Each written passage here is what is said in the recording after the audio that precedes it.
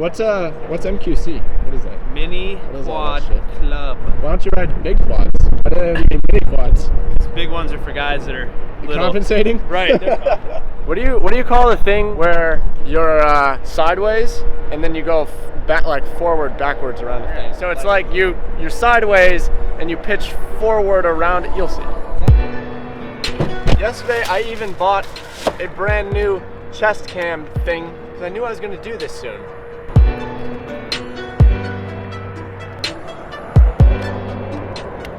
High fashion.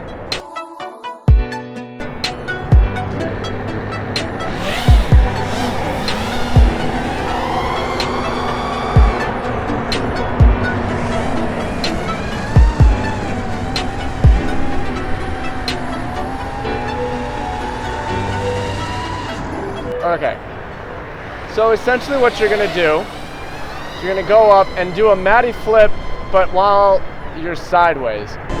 You get sideways and you just pitch forward, and you just keep that object in frame. Add throttle if you need it to go more toward the middle, and use throttle to compensate. And then you use yaw. See how I'm adding yaw to prevent myself from falling. So the real secret is that you're not actually completely on your side. If you're actually a true 90 degrees, as you go around it, you'll fall, which is fine. And that can be the look that you're going for. But if you want to maintain your elevation, you want to stay at slightly less than a true 90 degrees. So if you look closely, I'm not actually exactly on my side. I have a little bit of upward angle, which allows me to have positive thrust, so that I can keep looping around it. And then you just get out of it however you want to get out of it.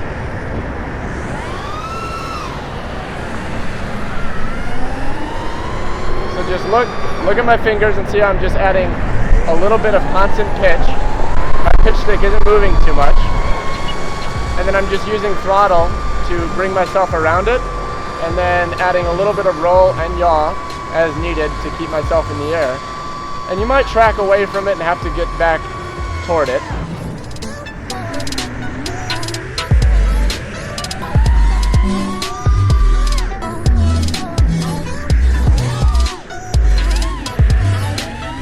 But with a little practice, you should be able to maintain a pretty even distance throughout your entire orbit. Oh yeah, I ran this battery way too low. I flew this battery a little bit too long because I was explaining things. If you do this is probably ruined. That was a mistake. So I tend to not actually know what the names of tricks are. So I'm gonna call this a knife edge outside orbit. As you can see, what you do is you get the quad on its side and then you pitch forward around the object. I wanted to explain this trick because it kind of builds on the last thing that we talked about, which was a Matty flip. So with the Matty flip, I kind of explained it as a backwards power loop where you go around something.